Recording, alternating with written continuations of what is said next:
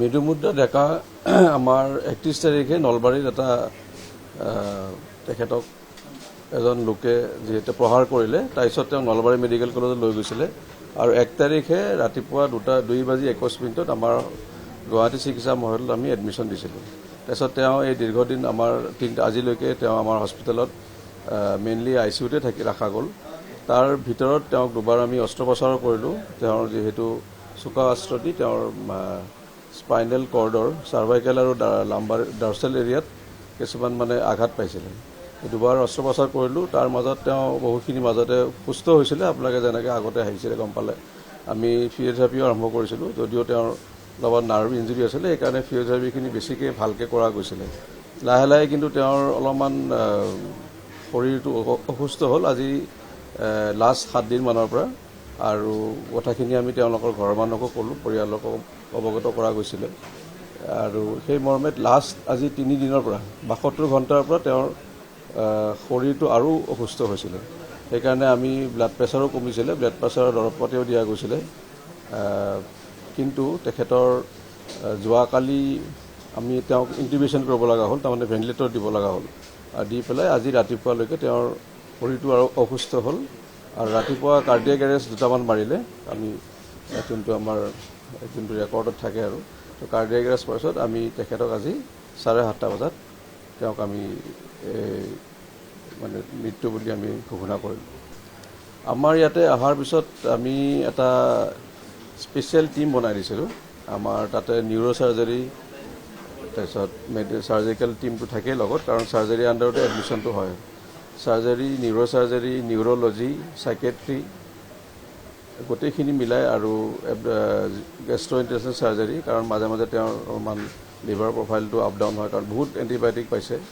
আমাৰ যেতিয়া যিমান উচ্চ স্তৰৰ যিমান এণ্টিবায়'টিক আছিল গোটেইখিনি দিয়া গৈছিল তেখেতক। কিন্তু আৰু দুৰ্ভাগ্যক্ৰমে তেখেতক আমি ৰাখিব নোৱাৰিলোঁ।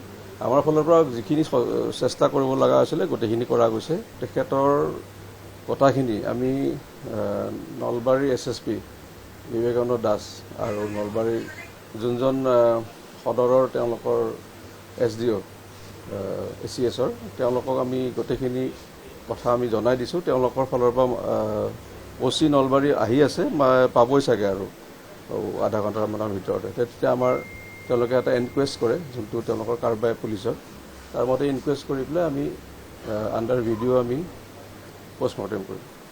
তেখেতৰ একচুৱেলি যোনটো মই যেনেকৈ আগতে এবাৰ কৈছিলোঁ, অস্ত্ৰটো যেতিয়া তেখেতৰ ওপৰত আঘাতপ্ৰাপ্ত কৰিছিলে তেওঁৰ 2টা ছিষ্টেমত কৰিছিলে। এটা হ'ল ঘপিয়াই দিওঁতে চিধাকৈ কৰিলে, তেতিয়াহ'লে ইমান অসুবিধা নহয়, কাৰণ গোটেই মাচল কাটিব বা লাষ্টত গৈ পেলাই আৰু হাড়দিৰ ওপৰত লাগিব। কিন্তু যেতিয়া অস্ত্ৰটো যেতিয়া পোনপটীয়াকৈ মাৰে তেতিয়াহ'লে একদম কিমানখিনি আগলৈ যায় কোনো গম নাপায়। আমি MRI কৰোঁতেহে গম পালোঁ।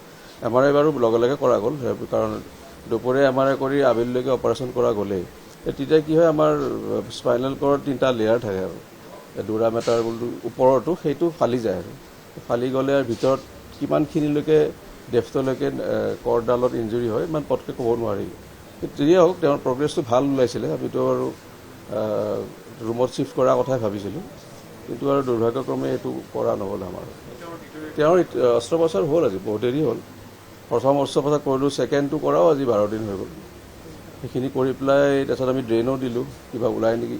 ড্ৰেইনডালো বন্ধ হ'ল, ওলোৱা নাই। ড্ৰেইন আমি কিবা ওলাই যদি বস্তু সেইখিনি চোৱা যায় আৰু, কিন্তু লাষ্টলৈকে আৰু কাৰ্ডিয়েক ষ্টেটাছটো বেয়া হৈ যায় আৰু বহুত দিন থাকিলে এজন ব্যক্তি ICUত থাকিলে কাৰ্ডিয়েক ষ্টেটাছ বেয়া হয়।